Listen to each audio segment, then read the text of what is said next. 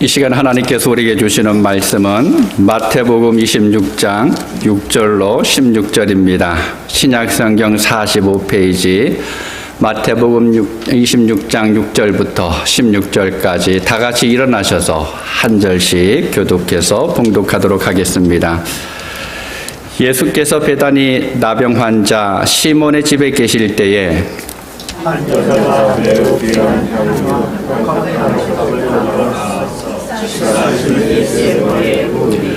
제자들이 보고 분개하여 이르되 무슨 의도로 이것을 허비하느냐.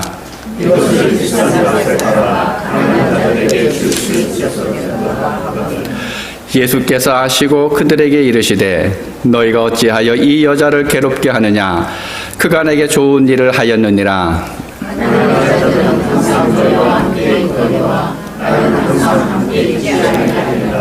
이 여자가 내 몸에 이 향유를 부은 것은 내 장례를 위하여 함이니라. 내가 진실로 너희에게 이르노니 온 천하에 어디서든지 이 복음이 전파될 곳에서는 이 여자가 하나님을 더 말하여 그를 기억하리라 하시니라. 그때에 12 중에 하나인 가롯 유다라 하는 자가 대제사장들에게 가서 말하되 내가 예수를 너희에게 넘겨주리니 얼마나 주였느냐 하니 그들이 그 상식을 알아주었느니라. 같이 읽습니다. 그가 그때부터 예수를 넘겨줄 기회를 찾더라. 아멘. 자리에 앉아주시기 바랍니다. 지난 한 주간 여러분 어떻게 지내셨습니까? 여름 환절기죠. 이제 기온 변화가 심합니다. 지난 주간에 목요일에는 낮 기온이 한 80도까지 올라갔었습니다. 어제는 햇살이 참 좋았는데 그래서 길거리 다니다 보면 꽃이 화창하게 핀 것을 볼 수가 있습니다. 근데 이번 한 주간 일기예보를 보니까 주초에 한 40도대, 또 50도대까지 또 떨어진다라고 이야기합니다. 이런 변화가 심한 날씨에 감기로 인해서 또 알러지로 인해서 고생하는 분들이 계실 텐데 여러분들 건강에 유의하시기를 바랍니다. 오늘 사순절 5번째 주일입니다. 이제 다음 주일이면 벌써 예수님께서 예루살렘에 들어가신 그날을 기념하는 종려 주일이기도 하고 또 고난 주일로 지키게 됩니다. 주님의 크신 사랑이 무엇인지를 생각하면서 내가 예수님을 만났었던 그 순간의 그 사랑을 다시 한번 경험할 수 있는 그런 감격이 있는 한 주간을 맞이하실 수 있게 바랍니다. 오늘 우리가 함께 읽은 본문은 마태, 마가, 요한복음에 기록되어져 있는 사건입니다. 본문에 기록된 사건은 베단이라고 하는 그 동네의 나병 환자 시몬의 집에서 일어났다고 이야기하는데 베단이라고 하는 그 말을 찾아보니까 가난한 자의 집, 번뇌하는 자의 집, 덜 익은 무화과 나무의 집이라고 하는 이런 뜻을 가지고 있습니다. 실제로 이 동네는 이제 가난한 사람들이 많이 모여서 살았다고 이야기합니다. 소외된 사람들, 환영받지 못하는 사람들이 주로 이제 이 동네에서 모여 살게 됐는데 그뿐만 아니라 이 동네는 죽었다가 살아난 나사로와 함께 그의 누이들이 함께 산 동네이기도 합니다. 오늘 잔치가 베풀어진 집이 베다니에 있는 나병 환자 시몬의 집이라고 소개하고 있습니다. 근데 이 본문을 읽으면서 궁금한 것이 있습니다. 어떻게 일반 사람들이 나병 환자와 어울릴 수 있었을까라고 하는 것입니다. 그것도 대대적으로 잔치를 베풀고 사람들을 초대해서 함께 음식을 먹을 수 있었을까? 일반적으로 우리가 알기로는 이 나병 환자는 부정하다 그래서 그를 만나는 것은 물론이고 가까이 하는 것이 금지가 돼 있죠. 그래서 사람들이 저 멀리 지나가게 되면 입을 가리고 큰 소리로 나는 나병 환자다라고 소리를 질러야만 되는 것이 당시 법이었습니다. 그런데 어떻게 그런 나병 환자의 집에 잔치가 열리고 또 많은 사람들이 그곳에 모여들 수 있었을까요? 여러분 한번 생각해 보셨습니까? 왜 그런 일이 일어날 수 있었을 것이라 생각을 하십니까? 성경에는 구체적인 내용이 기록된 것은 없지만 이렇게 생각해 볼 수는 있을 것 같습니다. 아마도 이 나병 환자 시몬은 예전에 나병을 알았었던 것 같습니다. 그러다가 어느 순간에 예수님을 만나서 예수님으로부터 고침을 받았을 가능성이 있다라는 겁니다. 그래서 그 마음속에 늘 그 은혜를 생각하고 감사하고 있었는데 마침 어느 날 예수님께서 제자들과 함께 이 동네에 방문을 하신 것입니다. 그래서 잔치를 열고 또 요한복음을 참고해 보면 같은 동네에 살고 있었던 죽었다가 살아난 나사로와 그 누이를 초대해서 같이 잔치에 참석하지 않았을까라고 생각을 해볼 수가 있습니다. 이 잔치가 전체적으로 화기애애한 분위기 속에서 진행이 됐습니다. 요한복음 12장 9절을 보면 이렇게 기록합니다. 유대인의 큰 무리가 예수께서 여기 계신 줄을 알고 오니 이는 예수만 보기 위함이 아니요 죽은 자 가운데서 살리신 나사로도 보려 함이러라 라고 기록하고 있습니다. 많은 사람들이 몰려들었다라는 것입니다. 특별히 얼마 전에 죽었다가 장사까지 지냈던 그 사람이, 그 나사로가 살아나서 이곳에 왔다라고 하는 소문이 순식간에 퍼지면서 많은 사람들이 이 나사로를 보기 위해서 이 잔치집으로 몰려들기 시작을 했습니다. 이 잔치가 가지는 의미가 있습니다. 예수님의 입장에서 보게 되면 이제 십자가에 달려 돌아가시기 전에 일반 백성들과 마지막으로 함께하는 시간이기도 합니다. 근데 일반 백성들에게는 아무것도 모르는 그들에게는 하나의 재미있는 구경거리였습니다. 제자들에게 있어서는 그 어느 때보다도 뿌듯한 시간이었습니다. 바로 예수님의 능력이 증거로 그 앞에 있는, 그래서 많은 사람들이 바라보고 환호하고 있는 그러한 시간이기도 합니다. 그래서 자랑스러운 모임입니다. 제자들에게 있어서는 우리는 이런 예수님과 함께 걸어가고 있다라고 하면서 당당하게 보여줄 수 있습니다. 그리고 시몬을 중심으로 해서 몇몇 가족에게는 매우 반갑고 즐겁고 또 의미 있는 시간이었을 것입니다.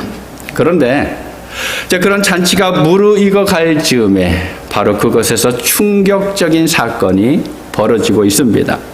오늘 본문에 보면 한 여자라고 기록된 나사로의 누이인 마리아가 예수님의 머리에 또 그리고 발에 매우 귀한 순전한 나들을 쏟아 부은 것입니다. 마가와 요한은 이 향유의 가격을 300데나리온 이상이다라고 기록하고 있습니다. 여러분 300데나리온이 얼마 정도 되는지 혹시 아시나요?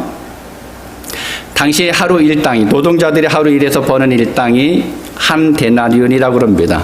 그럼 300데나리온이면 300일 동안 수고해서 모은 돈을 하나도 쓰지 않고 모았을 때 가능하다라는 거죠. 요즘 하루 일당이 얼마인지 정확히 알지 못하지만 한 150불 정도로 생각한다 그러면 여러분 300데나리온이면 얼마입니까? 한 4,500불 정도 되나요?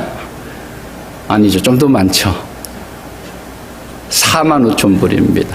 자, 이렇게 계산해 보면 참 상당한 가격이 나가는 향유입니다. 어지간하면 모을 수 없는 것입니다. 이 마리아가 평생 동안 모았던 것이 바로 이 향유입니다. 그런데 마리아는 그 귀한 향유를, 아니 매우 귀한 향유가 담긴 그 옥합을 들고 와서 그것을 깨트려서는 주님의 머리와 발에 붓습니다.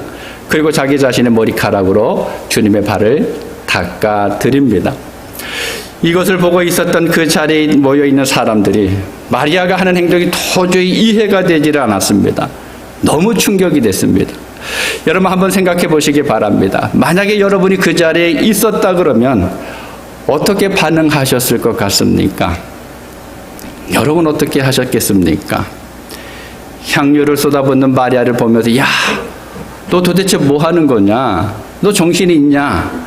그게 얼마짜린데? 라고 하면서 여러분 나무라셨겠습니까? 아니면 아멘, 할렐루야 하면서 여러분 박수 쳐 주셨겠습니까? 한번 생각해 보시기 바랍니다. 45,000불짜리를 깨트려서 한순간에 쏟아 부은 겁니다. 오늘 본문에서 제자들의 반응이 어떻게 되는지를 이야기해 주고 있습니다. 8절과 9절 우리 함께 읽도록 하겠습니다. 제자들이 보고 분개하여 이르되 무슨 의도로 이것을 허비하느냐? 이것을 비싼 값에 팔아 가난한 자들에게 줄 수 있었겠도다 하거늘. 마리아가 옥합을 깨트려서 주님께 붓는 그 장면을 보고 제자들이 어떻게 반응했는지를 보여주고 있습니다. 근데 본문에서 이 제자들은 분개했다라고 이야기합니다. 그러면서 무슨 의도를 가지고 이렇게 했느냐? 왜 이렇게 허비하고 있느냐? 차라리 이것을 비싸게 팔아서 가난한 많은 사람들을 도와주는 것이 더 나았겠다라고 이야기합니다. 그런데 제자들의 이런 반응과는 다르게 정작 예수님은 마리아의 드림과 헌신과 섬김을 기쁘게 받아주고 계십니다. 아니 오히려 제자들 앞에서 마리아를 칭찬하고 있습니다. 본문 12절을 보면 주님이 이렇게 말씀하십니다. 이 여자가 내 몸에 이 향유를 부은 것은 내 장례를 위하여 함이니라. 마리아가 향유를 예수님께 부은 것은 이제 곧 십자가에서 달려 죽으실 그 예수님의 장례를 위한 것이라는 것입니다. 제자들은 지금 자랑이 한껏 들떠 있습니다. 사람들 앞에서 어깨에 힘이 잔뜩 들어가고 있습니다. 그래서 음식을 먹을 때도 거만스럽게 먹고 있었습니다. 그런데 그러한 순간에 마리아는 주님이 십자가에 달리신다라고 하는 것을 알았는지 몰랐는지 그것은 분명하지 못하지만 예수님께서 하시는 말씀이 예수님의 십자가 죽음을 준비했다라고 이야기해 주고 있습니다. 제자들의 반응을 다시 한번 생각해 보시기 바랍니다. 마리아가 하는 행동을 보고 분개했습니다. 예전 성경에 찾아보니까 분하여라고 이야기합니다. 무슨 의미입니까? 억울하고 원통해하면서 버럭 화를 냈다라는 거예요. 여러분 제자들이 왜 화를 냈을까요? 마리아가 그 비싼 향유를 쓸데없는 것에 낭비하고 있다라는 것입니다. 그 비싼 향유를 예수님의 머리에 또 발에 부을 필요가 없었는데 왜 그렇게 했느냐라고 꾸중하고 있습니다. 차라리 그것을 비싼 가격에 팔아서 많은 사람들을 도와주었으면 그것이 훨씬 더 유익했을 텐데 왜 그렇게 낭비했느냐라고 이야기합니다. 별 의미도 없는 것에 그 향유를 왜 쏟아부었느냐라고 꾸중하고 있는 것입니다. 한마디로 이야기하면 아깝다라는 거예요. 너무 아깝다라고 생각하고 있습니다. 성경을 보면 제자들이 이렇게 분개하면서 화를 발한 것이 오늘 본문이 처음은 아닙니다. 귀신 들린 딸 때문에 예수님께서 찾아왔었던 그 어머니 앞에서도 이 제자들은 분개했습니다. 주님이 안수해 주시기를 기대하면서 어린아이들을 데리고 왔었던 부모들에게도 이 제자들은 분개를 했었고 또 요한과 야고보의 어머니가 예수님께 뭔가 부탁을 할 때 그 소리를 듣고 역시 분개했습니다. 이 제자들은 자신들의 생각과 다른 어떤 일이 일어나면 기대했던 것과는 다른 일들의 상황이 발생하게 되면 또 반응이 나타나게 되면 성급하게 본인들의 불편한 감정을 아무 거리낌 없이 다 쏟아냈던 사람들입니다. 여러분 기억하시기를 바랍니다. 우리가 주님을 더 열심히 섬기고자 할 때, 우리가 주님을 위해서 뭔가를 더 드리고 또 헌신하고자 할 때 교회 헌금을 하기도 하고 또 시간을 내서 투자하고 봉사하기도 하고 어떤 일을 위해서 내가 열심을 내서 섬기면 그러면 사람들이 보면서 우리를 보고 반응할 것입니다. 어떤 사람들은 잘했다라고 칭찬하기도 하겠지만 그러나 간혹 어떤 이들은 그런 우리를 바라보면서 분개할 수도 있다라는 겁니다. 그게 뭐라고? 그렇게 시간과 돈과 열정과 에너지를 낭비하고 허비하느냐라고 물을 것입니다. 그리고 그런 식으로 시간과 에너지를 낭비하지 말라고 차라리 가난한 사람들은 돕는 선한 일을 하라라고 이야기할 것입니다. 주의 나라가 아니라 하나님을 향한 것이 아니라 사람을 돕는 또 복음이 아니라 또 이 땅에서 많은 사람들에게 어떤 기쁨을 주는 일들을 하라라고 이야기할 것입니다. 하나님의 교회가 아니라 사람을 위해서 사용해야 한다라고 주장하기도 합니다. 그런데 여기서 또 하나 충격적인 내용이 무엇인가 하면 이렇게 붕괴한 사람이 누구였었느냐라고 하는 것입니다. 여러분, 누구였습니까? 예수님을 반대했었던 바리새인이었었나요? 사두개인이었습니까? 아니면 얼마 안 있다가 예수님을 십자가에 못 박을 로마 병정들이었습니까? 아니죠. 지난 3년 동안 동고동락하면서 예수님과 함께 했었던 제자들이었습니다. 3년 동안 예수님께 배웠었던 제자들이 이제는 내가 십자가를 져야 한다라고 하는 것을 3번이나 들었었던 그 제자들이 내가 주님을 위해서 목숨까지 바치겠습니다 라고 말했었던 그 사람들이 어느 누구보다도 예수님 가까이 있었다라고 자부했었던 사람들이 지금 마리아에게 화를 내고 있는 것입니다. 마태복음 10장 36절에 보면 예수님이 이런 말씀을 하십니다. 사람의 원수가 자기 집안 식구리라. 여러분 이 사실을 기억하시기 바랍니다. 여러분의 마음에 꼭 새겨두시기 바랍니다. 우리가 믿음의 삶들을 살아가다 보면 아마 여러분이 어떤 순간에 주님을 섬기고 싶고 또 지금까지와는 다르게 뭔가 좀 더 분명하게 하고 싶을 때가 있을 것입니다. 여러분의 남은 일생을 정말 주님을 위해서 헌신하고자 작정할 때가 있을 것입니다. 근데 그것을 보면서 분명히 박수 쳐줄 사람들도 있을 것입니다. 그런데 어떤 사람은 우리에게 붕괴할 수도 있다라는 거예요. 어떤 사람은 우리의 길을 방해할 수도 있습니다.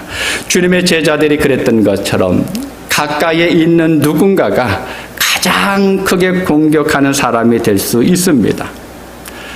그건 시간도 버리고 돈도 버리고 열정을 낭비하는 거야. 그거는 너무 비효율적인 거야. 너무 소모적인 거야. 그것으로는 주님의 마음을 기쁘시게 할 수가 없어. 너 사람들에게 창피하지 않니? 라고 하면서 방해할 때가 있다라는 겁니다. 지금이 어느 시대인데 아니 이 시대에 어떻게 그렇게 할 수 있느냐? 그건 미련한 거다 라고 하면서 이야기할 수도 있습니다. 여러분, 혹여나 이러한 평가나 판단의 소리를 듣게 될 때 여러분 낙심하지 마시고 오히려 기뻐하실 수 있기를 바랍니다. 그 말은 2000년 전에도 제자들이 했었던 소리입니다. 아니, 이 순간은 예수님의 쟁쟁했었던 제자들 베드로나 야고보보다는 오히려 마리아가 더 예수님을 진실하게 사랑했었던 순간입니다. 사랑하는 여러분, 우리가 주님을 섬기면서 주님을 사랑한다고 하면서 나 자신을 소비하고 희생하고 손해보는 느낌이 없다 그러면 그것은 어딘가 잘못된 것이 아닌지 점검해 볼 수 있어야 합니다. 우리가 주님을 섬기면서 손해를 감당하고 어떤 대가를 지불하고 또 희생하는 것이 전혀 없다 그러면 그건 주님을 향한 우리의 사랑에 문제가 있을 수도 있습니다. 그러면 예수님은 어떻게 반응하셨을까요? 본문 10절부터 13절 우리 한 절씩 교독하겠습니다. 예수께서 하시고 그들에게 이르시되 너희가 어찌하여 이 여자를 괴롭게 하느냐? 그가 내게 좋은 일을 하였느니라.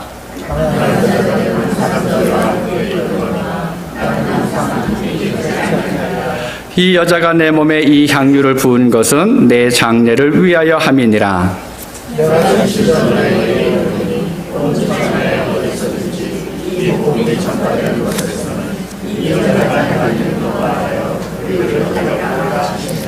아멘. 제자들이 붕괴해서 마리아를 남몰하는 상황에서 예수님께서 마리아를 변호해 주고 계십니다. 아니 오히려 칭찬하고 계십니다. 심지어는 뭐라고 말씀하십니까? 복음이 전파되는 그곳이 어디든지 이 여인이 했었던 일도 함께 전해질 것이다 라고 이야기하고 있습니다.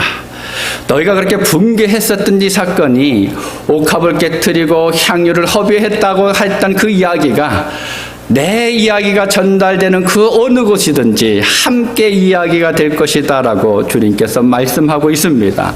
사랑하는 여러분, 주님을 따르고 섬기는 일은 결코 편하고 쉬운 길이 아닙니다. 그것은 고난의 길입니다.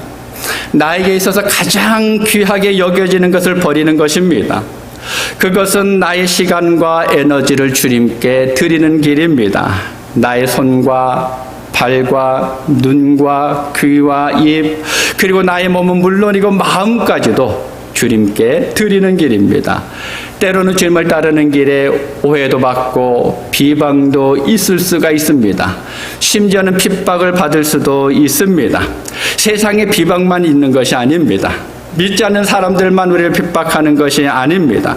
주님 가까이 있다고 자부하는 제자들의 비난도 있고, 또 믿음의 공동체에서 가깝게 지내는 지체들의 비난도 받을 수가 있습니다. 아니, 어쩌면 그러한 비난이 없고 칭찬만 있다 그러면 우리가 지금 제대로 된 길을 가고 있는 것인지를 심각하게 생각해 볼 수 있어야 합니다. 사람에게는 누구나 다 이기적인 마음이 있죠. 그래서 누군가의 긍정적인 반응을 기대합니다. 내가 무엇인가를 하면 인정해주고 응원하고 칭찬하는 소리가 들려지기를 기대합니다. 그 소리를 들으면 기분이 좋습니다. 그래서 어떻게 됩니까? 나도 모르는 사이에, 원래는 그렇게 하려고 하지 않았는데 나도 모르는 사이에 은근히 그쪽으로 방향이 돌아갈 때가 있다라는 것입니다. 그렇지만 여러분, 우리에게 있어서 중요한 것은 사람들의 반응만이 아니라는 것입니다. 우리에게 중요한 것은 영적인 지도자들의 반응만도 아닙니다. 그럼 무엇이 중요합니까? 주님의 반응이 중요합니다. 주님께서 어떻게 생각하시느냐라고 하는 것이 중요합니다. 어쩌면 여러분이 주님을 섬기고 모든 소유를 드리려고 할 때 누군가가 나서서 그것을 막을 수도 있습니다. 야, 잠깐만 좀 이따 하자라고 할 수도 있습니다. 여러분의 가족이 막을 수도 있습니다. 친구들이 여러분을 아끼고 사랑하는 마음으로 좀 더 가치 있는 것에 투자해보자고 이야기할 수도 있습니다. 그것보다 더 고상한 일이 무엇인지, 더 폼나는 것이 무엇인지 한번 생각해보라라고 이야기할 수도 있습니다. 물론 우리는 사람들이 하는 조언에 귀담아 들을 수 있는 그러한 겸손과 온유함을 가질 수 있어야 합니다. 그렇지만 때로는 마리아가 그랬던 것처럼 외롭고 힘든 게 주님을 위해 값진 것을 드리고 나서도 사람들로부터 칭찬은커녕 비난을 받을 각오도 있어야 합니다. 왜냐하면 우리가 기쁘시게 하고자 하는 분은 주님 한 분이기 때문에 그렇습니다. 이것이 바로 주님의 장례를 준비하는 것이기 때문에 그렇습니다. 사랑하는 여러분, 저나 여러분이 가지고 있는 가장 귀한 옥합이 무엇일까요? 여러분, 무엇이 가장 귀합니까? 바로 나입니다. 내가 가장 중요합니다. 내가 가지고 있는 그 무엇이 중요한 것이 아니라 내가 가장 값진 옥합입니다. 그런데 이 옥합이 아무리 아름답고 귀하고 멋지게 생기고 가치가 있다 할지라도 그것이 깨지지 않으면 향기가 나올 수가 없다라는 거예요. 우리의 자아가 부서지지 않고 깨지지 않으면 예수님께서 영광을 받으실 수가 없습니다. 내가 깨져야지만, 내가 부서져야지만 내 안에 계신 그리스도께서 비로소 나타날 수가 있습니다. 우리가 오늘 귀하다고 생각하는 것이 무엇입니까? 그것이 나의 자존심일 수도 있고 나의 자랑일 수도 있고 나의 체면이 될 수도 있습니다. 그런데 그것이 깨지지 않으면 아름다운 향기는 내 자아와 육신 속에 갇혀서 아무런 냄새가 나지 못할 것입니다. 여러분, 우리가 세상을 살아갈 때 어떤 모습으로 살아갑니까? 보통은 내 생각대로 살아갑니다. 내 뜻대로 살아갑니다. 주님의 이름을 부르기는 하는데, 우리가 예배를 하기는 하는데, 그런데 나는 깨지지 않은 채로 살아가려고 할 때가 있다라는 것입니다. 그래서 우리는 삶 속에서 그리스도가 잘 나타나지를 않습니다. 내가 더 많이 나타나게 됩니다. 그런 데가 깨지는 순간, 그런 데가 무너지는 순간 네 안에 계신 그리스도께서 서서히 드러나기 시작을 합니다. 토조 목사님이 그의 책 내 자아를 버려라에서 이런 말을 했습니다. 많은 그리스도인이 십자가를 통해 구원받았다고 말하지만 정작 자신이 더 중요하고 자아가 살아있는 사람이라면 그는 예수를 진정으로 믿는 것이 아니다. 나 자신의 얽매여 있는 자아 중심적인 삶에서 벗어나야 십자가의 부활을 통과하신 예수 그리스도와 하나가 될 수 있다. 예수를 믿는 것은 자아를 십자가에 못 박는 것이다. 그렇게 자아가 깨어질 때 우리는 예수 그리스도의 십자가 깃발 아래서 기쁨으로 살아갈 수 있는 권리와 능력을 얻게 된다. 그렇다. 우리는 자꾸만 작아져야 하고 그리스도는 자꾸 커져야 한다. 우리가 작아질수록 주님이 커질 수가 있습니다. 우리가 점점 더 작아지면 우리 안에 계신 주님께서는 점점 더 크게 드러납니다. 오늘 말씀의 제목이 주님께서 하신 것처럼 나의 장례를 준비하라입니다. 여러분 어떻게 준비해야 할까요? 아니 우리가 어떻게 살아가는 것이 이미 죽으셨다가 부활하신 주님의 장례를 준비하는 것이 될까요? 내가 절대로 놓지 못하겠다고 하면서 두 손으로 꼭 붙들고 있는 것이 있으면 그것을 주님께 내어놓아야 합니다. 나의 마음 깊은 곳에 간직하고 있으면서 이거는 도무지 꺼낼 수가 없는 거야. 이거는 내려놓을 수 없는 거야 라고 하는 것이 있다 그러면 그것을 버리는 것입니다. 때론 나의 전부라고 생각되어지는 것, 이것이 없으면 내가 무너진다고 생각하는 것, 그것을 놓아야 합니다. 비록 손가락질을 당하는 한이 있더라도. 도종환 시인이 쓴 책꽂이를 치우며 라고 하는 시가 있습니다. 화면에도 보여주시기 바랍니다. 창 반쯤 가린 책꽂이를 치우니 방안이 환하다. 눈앞에 막고 서 있는 지식들을 치우고 나니 마음이 환하다. 오둔길 헤쳐간다고 천만근 등불을 지고 가는 어리석음이여.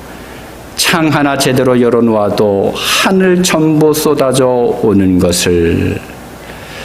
그럼 마지막에 창 하나 제대로 열어놓아도 하늘 전부 쏟아져 오는 것을. 우리가 세상을 살아가면서 무엇인가 하겠다라고 쌓아놓은 많은 것들이 있습니다. 그런데 그것이 나를 두르고 있으면, 나를 삥 둘러싸고 있으면 하나님의 은혜도 가려지게 됩니다. 내가 내 두 손 가득 무엇인가가 붙들고 있다 그러면 주님의 사랑의 손을 우리는 붙잡을 수가 없습니다. 내가 가지고 있는 것, 체면에 신경 쓰면서 그것을 바라보면서 거기에만 집중하다 보면 우리는 주님의 나라, 주님이 하시는 일을 엿볼 수가 없습니다.